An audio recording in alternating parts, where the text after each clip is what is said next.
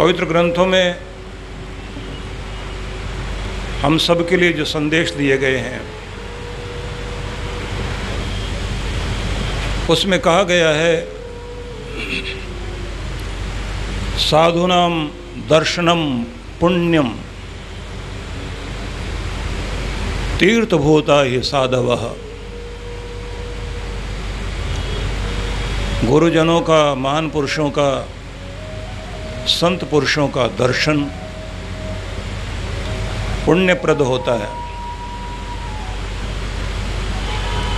और ये महान पुरुष ही तीर्थ स्वरूप हैं।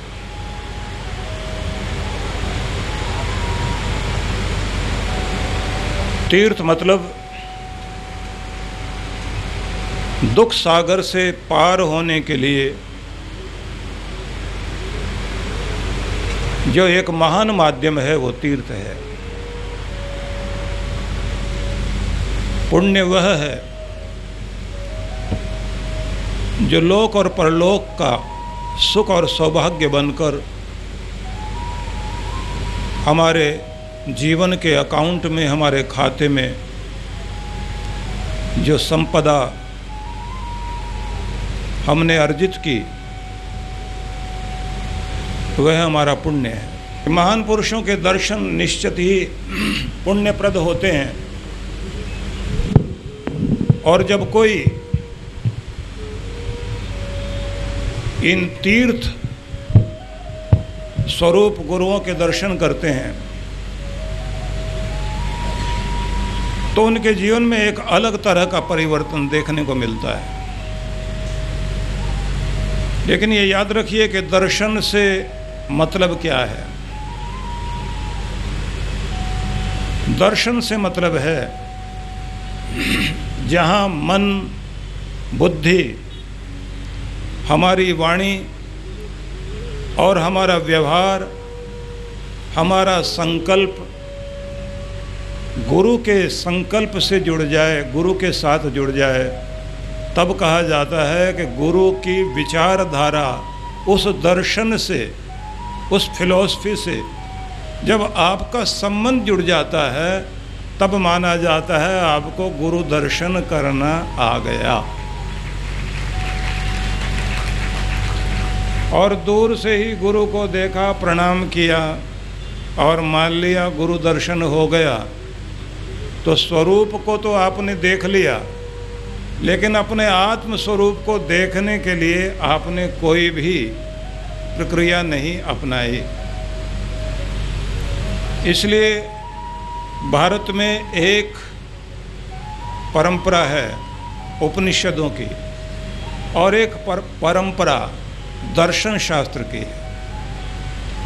तो गुरु दर्शन में भी गुरु के विचारों का दिग्दर्शन जीवन में आना और गुरु के स्वरूप का ध्यान करने का मतलब है गुरु को देखा तो गुरु की मेहर भरी नज़र आपके आज्ञा चक्र पर पड़े, भाग्य चक्र पर पड़े और वहीं से आप का भाग्य सौभाग्य में बदलना शुरू हो जाए, तब कहा जाता है गुरु कृपा हो गई और यहीं से आपकी एक अलग यात्रा शुरू होती है। तो इस समय उसी परंपरा को निभाने के लिए आप सब लोग यहाँ विराजमान हैं और आप सभी को इस अमृत वर्षा में स्नान करने का अवसर मिला। ठीक है, थोड़ा तप भी हो रहा है तो एक अलग तरह की वर्षा भी हो रही है। आप अपने पसीने में नहा रहे हैं तो ये भी एक तप है। लेकिन ये देखने की बात है कि इतनी ग्रीष्म ऋतु के प्रभाव के बाद यदि आप अपने मन से संतुलित हैं और शांत हैं और तन से स्थिर हैं, उद्विग्न नहीं हैं, तो मानना चाहिए आनंद पूर्वक कष्ट सहकर किया गया कोई भी महान कार्य वह तप बन जाता है। तो आप तप करते हुए अपने पाप ताप को काटने में इस समय सफल हो रहे हैं। ये अपने आप में एक महत्वपूर्ण क्रिया है, क्योंकि हर जगह हम अनुकूलता देखते हैं।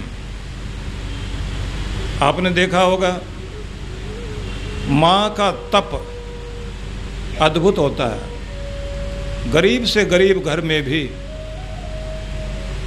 अगर खाना नहीं है,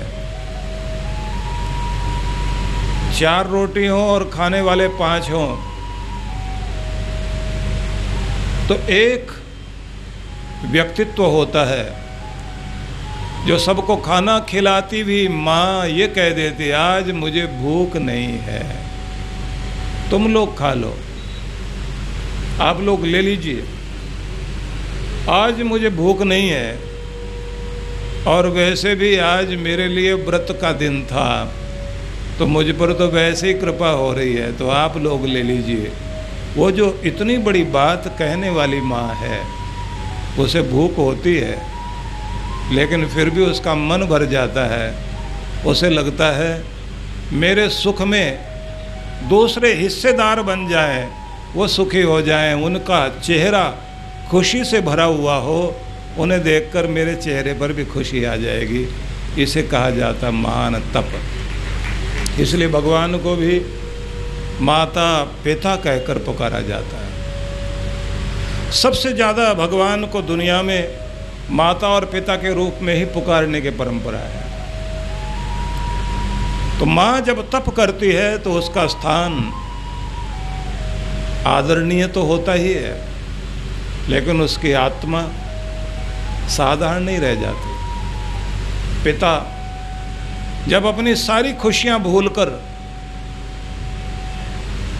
अपने सारे सुखों को भूलकर अपने बच्चों के लिए जिंदगी जीता है, जिसके कारण घर परिवार में खिलौने आते हैं, बूढ़ी माँ की दवाई आती है, पत्नी के लिए साड़ी, बच्चों की फीस और घर का राशन पानी, जो पूरे घर को अपने कंधों पर उठाकर चलता है और अपने बच्चों को सुलाकर उनकी मुस्कान को देखकर संतोष करता है, और उसके बाद आने वाले दिन की नई योजना बनाता है। शरीर में हिम्मत नहीं होती, लेकिन फिर से नई हिम्मत लेकर सुबह जागता है।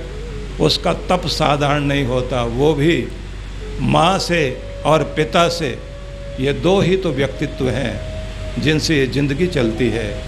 इसलिए अगर उपमा दी जाती है भगवान की कि भगवान तुम हमारे लिए क्या हो, तो कहा जाता तुम माता हो, तुम पिता हो, त्वमेव माता च पिता त्वमेव। ये जो उनका कार्य है, ये कार्य नहीं, ये तप है, और ये तप आत्मा को पवित्र करता है। लेकिन इस तप में समस्या वहाँ आती है जब मोह और आसक्ति जुड़ जाती है। मैंने इतना किया, मेरे बच्चे मेरे लिए ये करें, और अपने मोह में आकर अपने बच्चों से इतने जुड़ जाएं, पक्ष विपक्ष भी समझ न आए, पक्षपात करने लग जाए व्यक्ति, तो फिर एक व्यक्तित्व और दिखाई देता है धृतराष्ट्र जैसा। धृतराष्ट्र जिसके कारण लाखों लोग मारे गए, लेकिन मोह में अंधा, आंख से भी अंधा है। तो तप करने वाला भी मोह करने के कारण उसका तप नहीं रहता, उसकी उन्नति नहीं रहती, उसकी ऊंचाई नहीं रहती। इसलिए ध्यान रखिए कि जब आप तप करते करते अपना फर्ज पूरा कर दें और आखिर जीवन के अंतिम भाग में मोह ममता से भी ऊपर उठ जाएं और अपना समस्त प्रेम अपने परमात्मा से जोड़ लें, तब समझा जाता है कि जीवन पूर्णता की ओर बढ़ने लगा, और तब जीवन कल्याण प्राप्त करता है। तो तप तो हम करते हैं, लेकिन तप को करते करते स्थिति हो जाती है जैसे मजदूर मजदूरी तो कर रहा है, लेकिन आनंद लेकर नहीं कर रहा है। वो कहता है किस्मत में पत्थर तोड़ना लिखा है। कलाकार मेहनत तो कर रहा है लेकिन हृदय का प्रेम जोड़े हुए है, पर उसके सामने भी अगर महान उद्देश्य ना हो तो अपनी कला के पैसे तो बहुत ले लेगा, सम्मान भी पा जाएगा, लेकिन पूजनीय नहीं बनेगा। पूजनीय तब बनता है जब कोई किसी पत्थर से मूर्ति तो बनाए, लेकिन मूर्ति बनाने के साथ साथ अपने मन में एक भावना लाए कि मैं शिल्पी हूँ, शिल्पकार हूँ, लेकिन मुझे कितना बड़ा काम मेरे भगवान ने दिया। जो संसार के प्रत्येक जीव की, मनुष्य की, पशु पक्षी की आकृति गढ़ता है, उसका बेटा पत्थर में आकृति गढ़ता है, लेकिन मेरे भगवान ने अपने ही काम में लगाकर मुझे और मेरे परिवार को जीवन चलाने का जो अवसर प्रदान किया, मैं प्रत्येक कार्य करते करते उसको धन्यवाद देता हूँ और उसके गीत गाता हूँ। जब उसके होठों पर गीत चलने लग जाएं और मूर्ति बनाते हुए जाप शुरू हो जाए तो ध्यान रखना, तब उसका कर्म कर्म नहीं रहता, कर्म पूजा बन जाता है। और जब आप अपने कर्म को पूजा बनाएं और तपश्चर्या बनाएं तो फिर आप समझ लीजिए आपका प्रत्येक दिन समाधि की तरफ जाने वाला, भक्ति की तरफ चलने वाला या परमेश्वर की ओर चलने वाला कार्य बन जाता है। यहाँ तक कि अगर आप भोजन भी पका रहे हैं तो भोजन पकाते पकाते भी उसमें भगवान की भक्ति जोड़ दीजिए। अगर आपके भोजन में भक्ति जुड़ी हुई है तो वो भोजन बनाना भी साधारण कार्य नहीं रह जाएगा, भोजन बनाना भी आपके लिए एक महत्वपूर्ण कार्य हो जाएगा, वो ईश्वर की ओर आपको जोड़ देगा। इसलिए जीवन के लिए ज़रूरी है कि गुरु को उनके दर्शन करने के साथ गुरु का जो दर्शन है, उसकी जो फिलॉसफी है, उसकी जो विचारधारा है, उसको आत्मदर्शन बना लें, जीवन दर्शन बना लें, वो आपकी विचारधारा बन जाए। तो गुरु आपको क्या देना चाहता है? जो कहते हैं गुरु वह है जो जागृति दे, जगा दे, सोए हुए को जगा दे, गफलत में अज्ञान में पड़े हुए को जो होश दे, जो उसको उसके कर्तव्य समझा दे। तो क्या आप गुरु की अलख जगाने को महत्व देते हैं, जागने की चेष्टा करते हैं? यदि नहीं तो गुरु तो अपना काम कर रहा है, लेकिन हम कान होते हुए भी कानों से सुनना नहीं चाहते, आँखें होते हुए भी आँखों से देखना नहीं चाहते, बुद्धि होते हुए भी समझने की चेष्टा नहीं कर पा रहे हैं। तो हमें ध्यान रखना है कि गुरु जागृति देता है, गुरु परम से मिलाने के लिए सहयोगी बनता है। जो जगाए वह गुरु, जो परम से मिलाए वह गुरु, जो दिशा बताए वह गुरु, जो खोया हुआ मिला दे वह गुरु, जो पुकारना सिखा दे वह गुरु, और जो आत्म परिचय करा दे वह गुरु, और जो मार्ग दिखा दे वह गुरु, जो कान नहीं फूके बल्कि प्राण फूक दे उसका नाम सद्गुरु, जो मन मंदिर में दीप जलाना सिखा दे उसका नाम सद्गुरु। अब यहाँ विचार करने योग्य बात है कि परम से हम मिल सकें, जागृति प्राप्त कर सकें,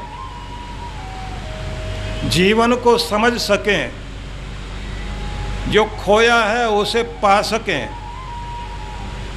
और खुद से खुद को मिलाने के लिए या खुद से खुद को जानने के लिए जो हमें कृपा करके उस ज्ञान को दे दे कि हम तो खुद को ही नहीं जान पाए थे। तो यहाँ गुरु का कार्य शुरू होता है। रास्ता भूले परम पिता का, याद दिलाने आए तुम। परम पिता का मार्ग भूले हुए थे, रास्ता भूले परम पिता का, याद दिलाने आए तुम। मेरे अंधियारे मन मंदिर में दीप जलाने आए तुम। अंधेरे मन में दीप जलाने का काम करने के लिए जो आया वो सद्गुरु। अब विचारणीय बात है जिस पर हम लोग ध्यान देंगे कि गुरु जागृति देता है। वो कौन सी जागृति? सबसे पहली बात, हम क्या हैं और दुनिया में किस लिए हैं। तो जान लीजिए, जो सृष्टि करता है परमेश्वर, उसके मुख्य 4 कार्य हैं।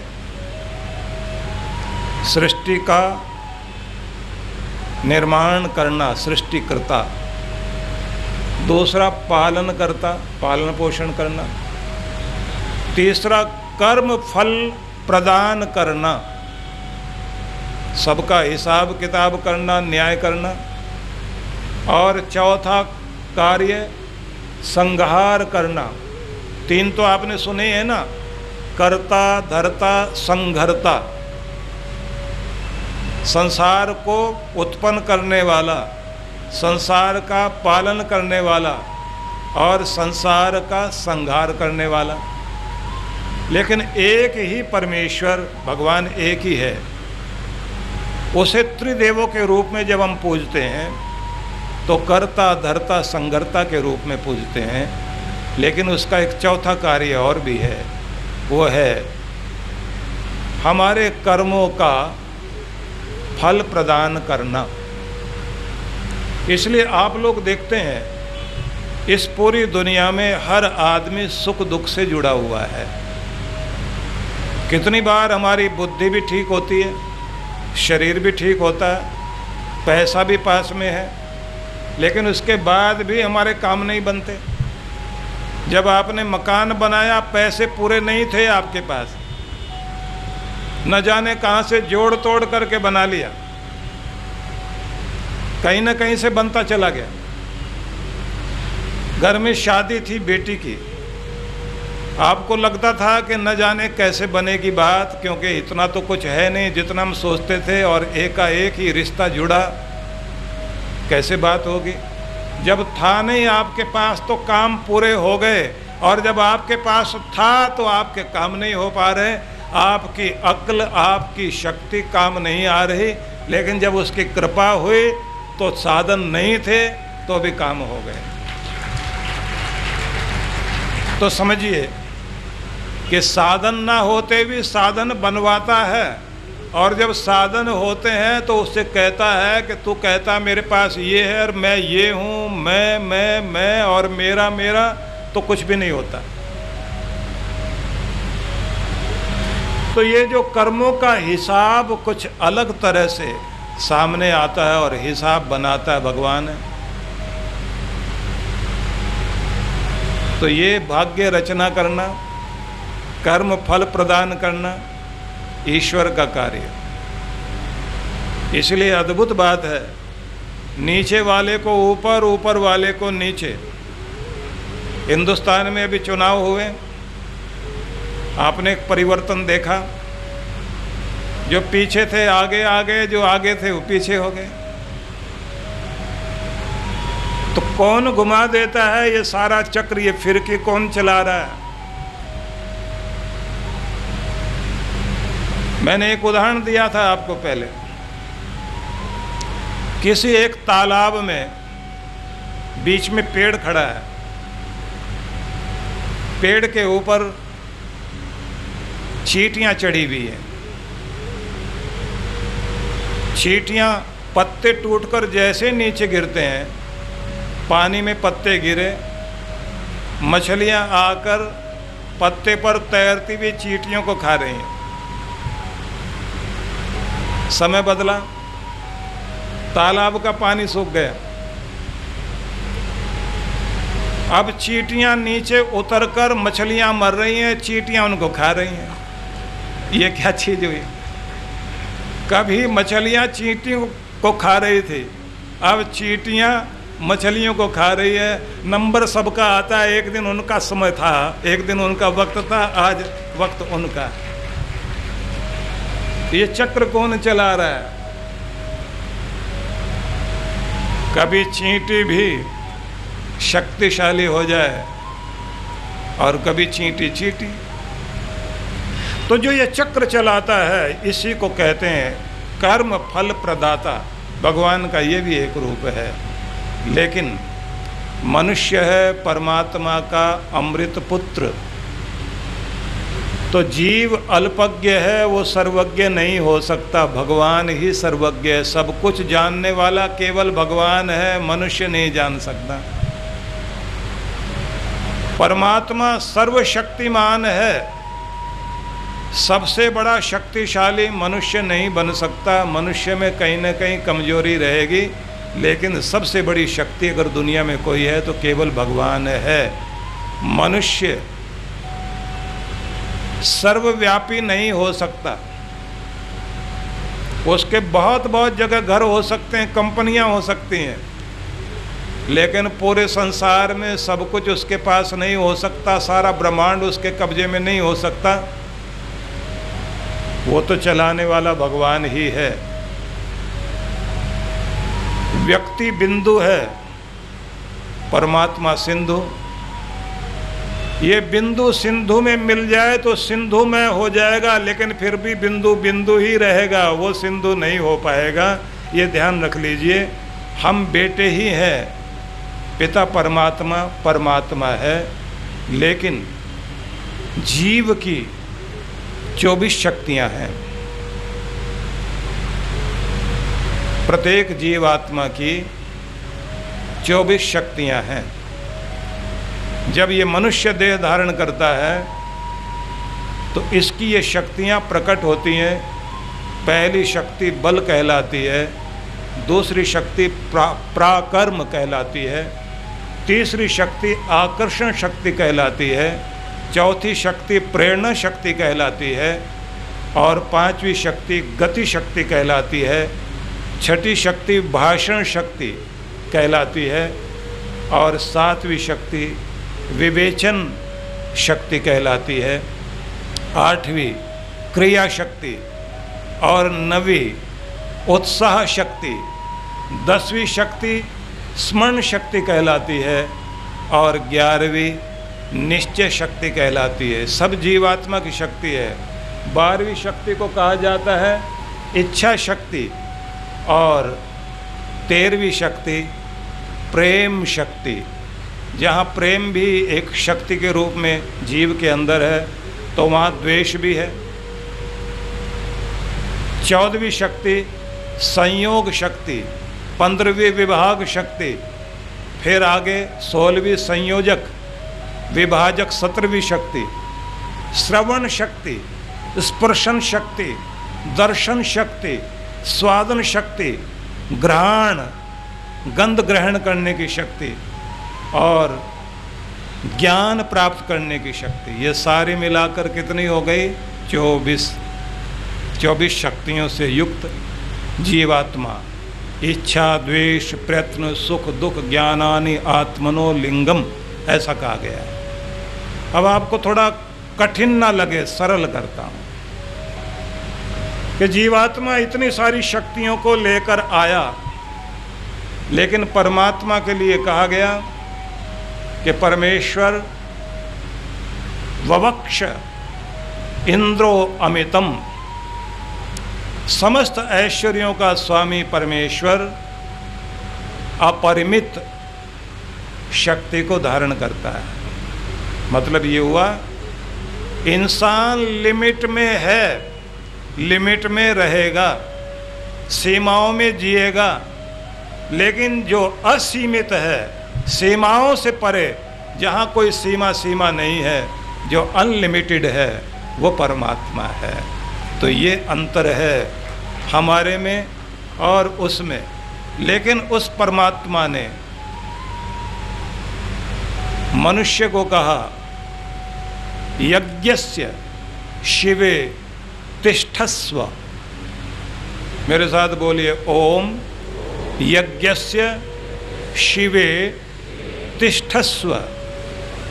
भगवान ये कह रहे हैं, ये जीवन तुम्हारा यज्ञ के लिए दिया गया है, शिवे शुभ अनुष्ठान के लिए दिया गया है, तिष्ठस्व इसमें स्थित होना, डोलना नहीं।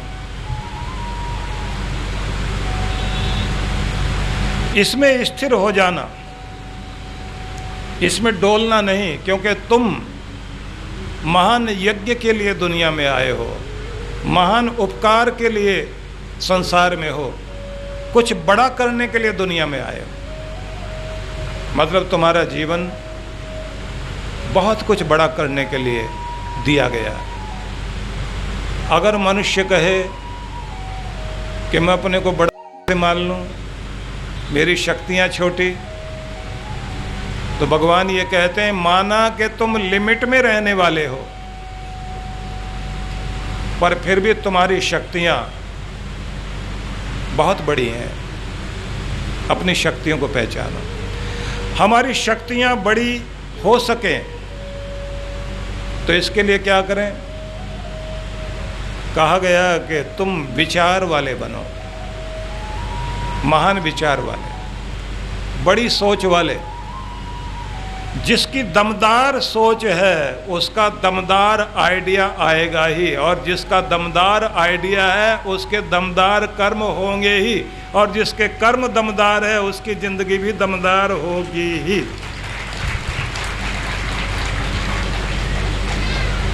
तो पता लगा कि अगर आइडिया आपका ऊंचा बड़ा आइडिया जीवन में है तो किस लिए है? क्योंकि सोच बड़ी है। और अगर आपकी सोच छोटी है तो फिर दमदार आइडिया नहीं आएगा, दमदार कर्म नहीं होगा और दमदार जिंदगी होगी नहीं। तो भगवान कहते हैं कि तुम हो लिमिट में, ये सच है, लेकिन फिर भी मैंने तुम्हें महान जीवन दिया है। अपने जीवन को पहचानो, इसकी शक्तियों का लाभ लो, और ये शक्तियाँ तब लाभ देंगी जब तुम्हारी सोच बड़ी होगी। और सोच को कहा गया है विचार शक्ति, और मंत्र का अर्थ भी होता है विचार शक्ति। तो गुरु क्या देता है? मंत्र। मंत्र का अर्थ हुआ वह सोच देता है जिससे आपका दमदार आइडिया आता है, दमदार कर्म होता है और दमदार जिंदगी बनती है। इसलिए गुरु मंत्र देकर आपको एक महान जीवन देता है। बात की गहराई में जाना और समझने की चेष्टा करना कि आपकी सोच बड़ी हो तो निश्चित ही आपका की योजनाएं अंदर बड़ी बड़ी उठेंगे और बड़े कर्म भी कर पाओगे। आप सोचेंगे हमारी सोच बड़ी क्यों नहीं हो पाती? हम अपने दायरे में इतने छोटे क्यों रह जाते हैं? इसका एक कारण तो है आप जिस परिवेश में जीते हैं, जहाँ पलते हैं, जहाँ सांस लेते हैं, अगर वह पूरा वातावरण छोटी सोच वालों का है तो बिकारी वाली बातें ही करेगा। गरीब की सोच फिर गरीब रह जाएगी। ऊंचा उठने की सोच नहीं होगी तो सम्मान नहीं पा सकोगे। कृष्ण भगवान ने एक शब्द कहा, पद्म पत्रम इव अंबसा। जीवन को इस रूप में लेकर जाओ जैसे कमल का एक पत्र, कमल जो कीचड़ में उगता है लेकिन कीचड़ में पड़ा नहीं रहता, उससे ऊपर उठता है और पानी की बूंद जो उसका जीवन है उसके पत्ते पर पड़ जाए तो मोती बनकर चमकने लग जाती है कि तुम जहाँ जन्मे वो महत्वपूर्ण नहीं है, तुम वहाँ से ऊपर उठकर कितना खिले ये महत्वपूर्ण है, और इतना खिलने के बाद तुम्हारे कर्म कितने मान हुए ये और भी ज़्यादा महत्वपूर्ण है कि तुम वहाँ तक पहुँच सको, वहाँ तक तुम्हारे जीवन में चमत्कार आ सके। तो इसके लिए क्या करना होगा? सोच दमदार बन सके तो अपना वातावरण ठीक करो। सबसे पहले अपने घर का वातावरण बदलिए। एक दूसरे को दोष देना, छोटी बातें करना, छोटी सोच रखना, या ये कहना मैं तो बीमार रहता हूँ, अब मैं ठीक होने वाला नहीं, बुढ़ापा आ गया, उम्र इतनी हो गई, अब कुछ होने वाला नहीं,